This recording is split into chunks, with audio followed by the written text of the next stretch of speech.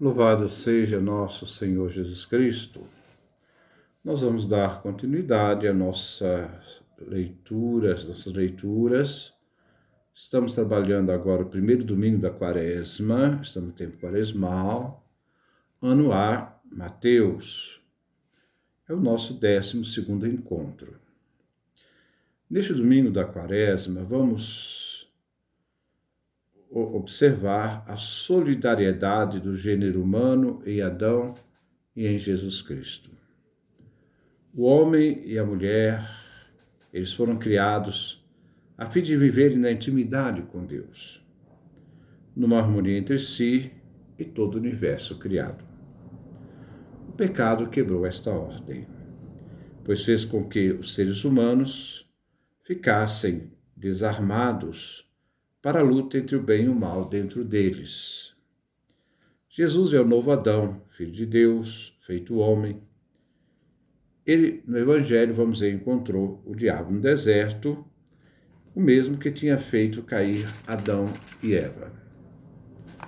O Espírito que Jesus foi investido no batismo, o Espírito Santo, é que irá conduzi-lo ao deserto, onde ali ele foi provado. Neste tempo fecundo de oração, jejum e esmola, somos chamados a enfrentar o mal como igreja e como cristãos. Vamos ver que nas tentações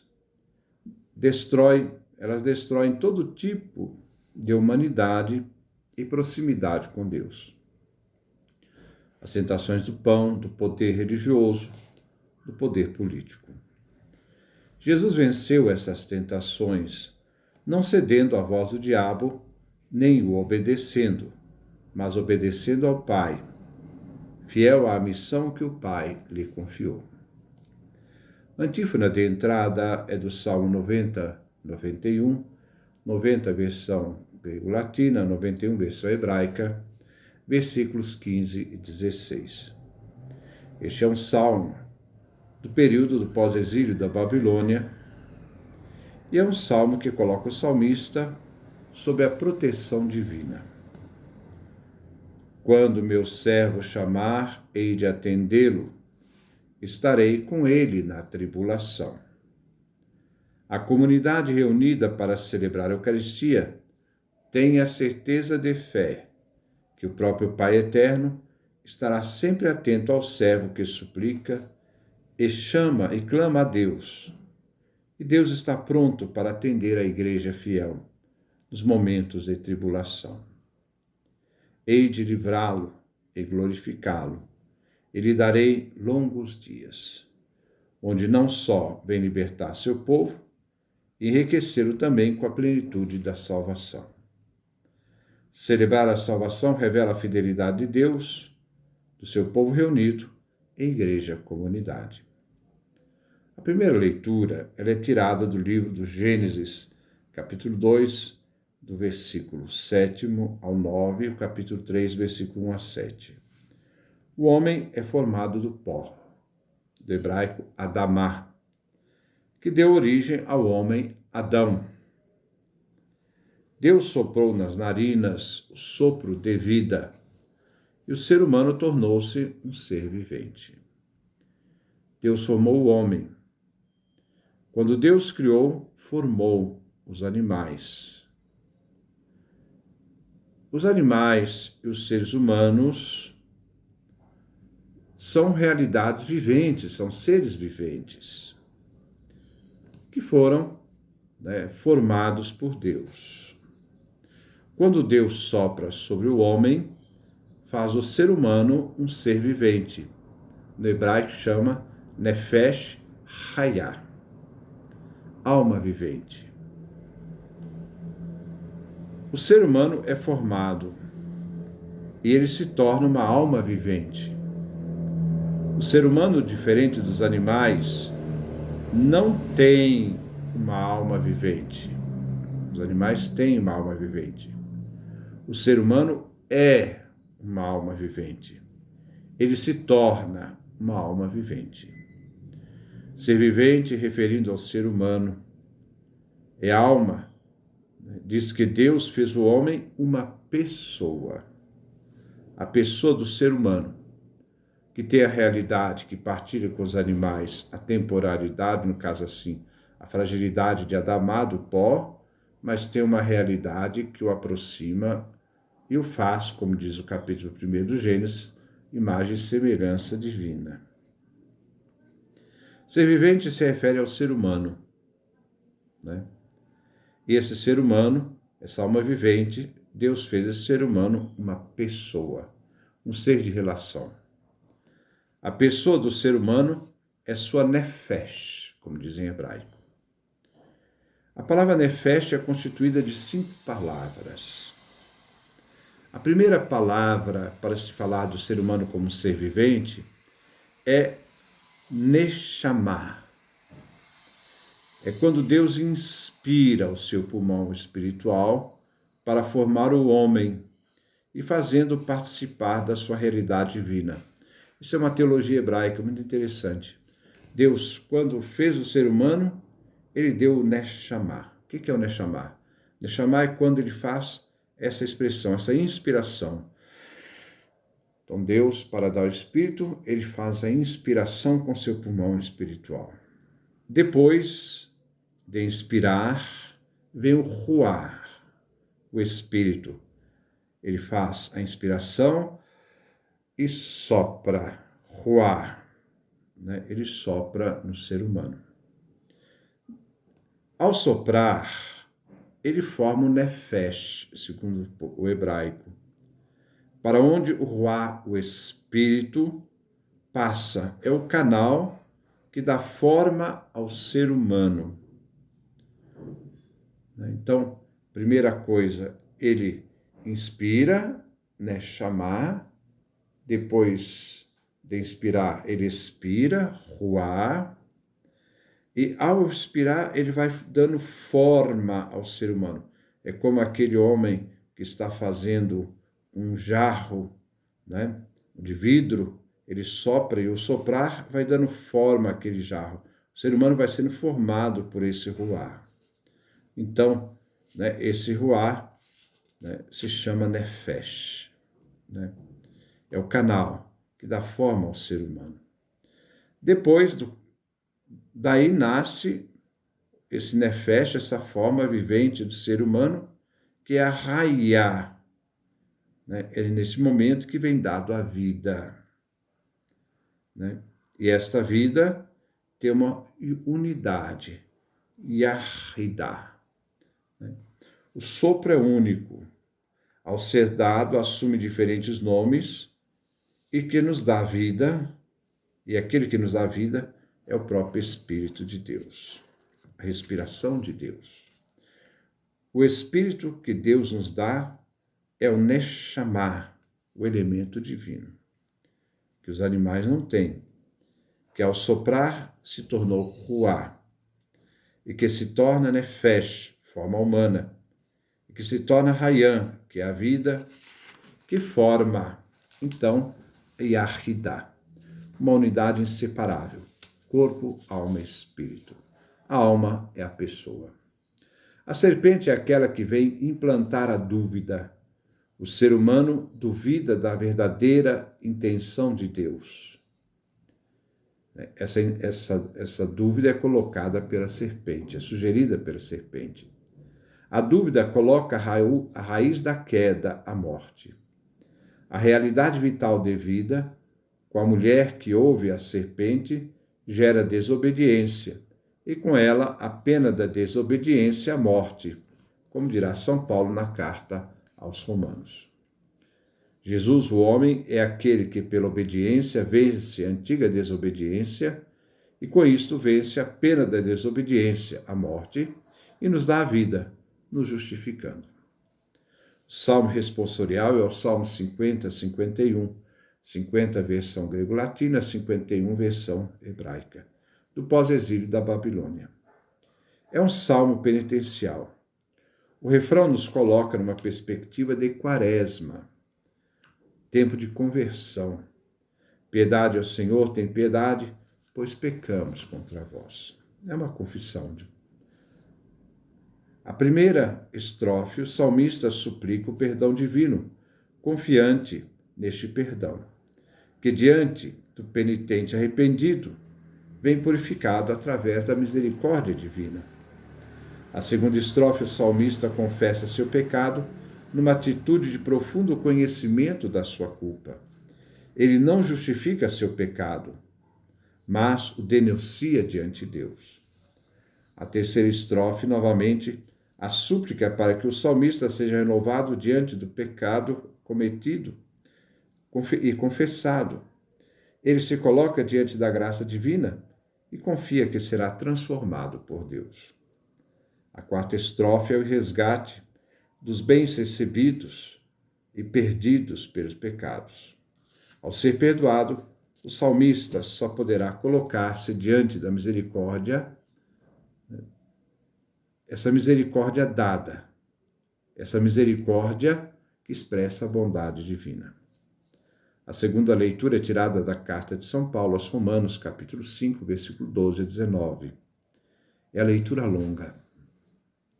Paulo inicia essa leitura falando de duas realidades bem distintas, a de Adão e, de outro lado, a de Jesus. Existe uma comparação entre as duas realidades. De um lado, Paulo afirma: o pecado entrou no mundo por um só homem. Então, a humanidade em Adão, isto é, Adão, que veio da terra, que foi criado, feito à imagem e semelhança de Deus. A consequência do pecado de Adão é que a morte entrou e passou para todos os seres humanos. Somos todos filhos e herdeiros do pecado de Adão e da morte, como consequência do pecado. A transgressão de um só Adão levou a multidão humana à morte. Isto é, herdamos a morte. Herdamos de Adão a morte. Agora, diante disto, nós herdamos a pena do pecado, todos nós. Agora, diante disto, existe uma realidade muito superior, que é a graça do Pai Eterno, né? Que como dom nos dá. Mas não é mérito nosso, mas é sempre pura graça divina. É um dom gratuito. E esse dom gratuito que Deus nos dá através de seu Filho Jesus. Foi através de Jesus que foi concebido a nós este dom, essa graça. Jesus participa da humanidade. No seio da Virgem, ele nasceu entre nós. Ao nascer na humanidade, ele se fez homem, filho de Adão, pela humanidade, participando conosco da realidade e debilidade humana mortal, menos exceto no pecado. Através desse Jesus Cristo, homem humano, o Pai derramou sua graça abundante entre nós, pois ele venceu a desobediência, o pecado pela obediência, e assim venceria a pena da desobediência, o pecado, a desobediência através do pecado, que é a morte. Então, todos nós participamos da pena de Adão, a morte. Paulo, então, argumenta, por um só homem, Adão, pela falta, pecado deste somente, a morte desde então começou a reinar. Então, nós somos herdeiros da pena do pecado de Adão, a morte. É o ser humano que foi criado da terra com a graça de não morrer, mas pelo pecado veio a morrer e se tornou imortal, passível de morte. Agora, pela mediação de Jesus Cristo, um único homem, Jesus Cristo, homem perfeito, muitos irão reviver, mas devem receber o dom da graça divina. Pela falta de Adão, todos foram condenados à morte eterna, todos herdamos a pena de Adão. O ato de justiça de Jesus na cruz, derramando seu sangue por nós, é que nós recebemos a justificação para a vida eterna, resgatando a semelhança divina que perdemos pelo pecado. A desobediência de Adão faz com que toda a humanidade fosse portadora desta morte. Foi pela obediência do único e só Jesus Cristo que toda a humanidade recebeu a graça e passou para uma situação de justiça, E Jesus, ao vencer a morte, venceu a pena do pecado e nos deu a vida. O que Adão nos fez perder, a semelhança, em Jesus Cristo recebemos, por pura graça, o resgate dessa semelhança perdida. O que recebemos em razão do pecado, a morte eterna, recebemos da graça de Jesus, a vida eterna. O evangelho deste domingo é tirado de São Mateus, capítulo 4, do versículo 1 a 11, e fala sobre as tentações de Jesus. O que devemos considerar neste evangelho é quem Jesus ouve e obedece, a Deus ou ao diabo. O Espírito conduz Jesus para ser colocado à prova. Jesus se dirige ao deserto. Ele revive a experiência do povo de Deus que saiu da escravidão do Egito. Esse povo foi tentado no deserto. Esse povo pecou, tentou a Deus.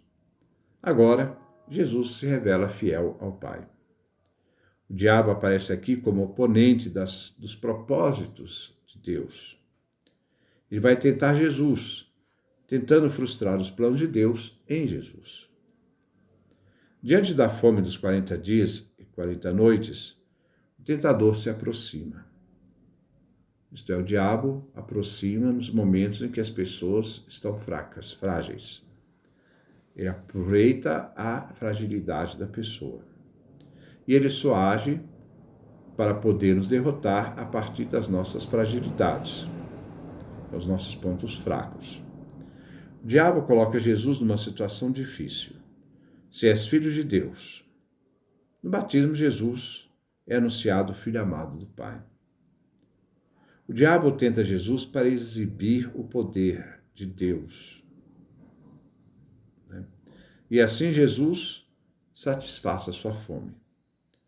O alimento é bênção divina, mas Jesus não pode aceitar a tentação, mesmo com fome. Pois se aceitasse, Jesus se submeteria à ordem do diabo. A tentação consiste não em duvidar que Jesus é filho de Deus e que o Filho pode realizar milagres. Mas a tentação está em induzir Jesus a agir por solicitação do diabo. Aceitar a solicitação do tentador significa que Jesus não age conforme a vontade de Deus. O diabo aproveita a debilidade de Jesus diante da fome para controlá-lo por meio da obediência ao mal.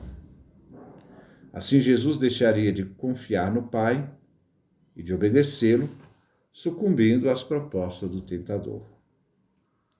Jesus responde: não só de pão vive o homem, mas de toda a palavra que sai da boca de Deus. Jesus lembra a palavra de Deus no livro do Deuteronômio, capítulo 8, versículo 3, e no Êxodo, capítulo 16. O pão material é importante, mas o ser humano não se reduz somente ao pão. A segunda tentação é a tentação do alto do templo. É o beiral do templo. Estamos agora no centro da cidade de Jerusalém. Se és filho de Deus, lança-te para baixo. O diabo não quer a destruição de Jesus ao se lançar para baixo do alto do templo. Mas o diabo quer que Jesus possa agir segundo o pedido do diabo e não confiar em Deus. O diabo imita Jesus e cita as Escrituras, Salmo 90, 91, versículo 11 e 12. Mas a citação do diabo foi manipulada, porque o diabo omite uma parte da citação do Salmo, que é o Salmo 90, 91, o versículo 11b, que diz: para guardar-te em todos os teus caminhos. O diabo tira isso para manipular a palavra de Deus e confundir Jesus. Porque Jesus agora deveria obedecer aos caminhos do diabo e não do Pai.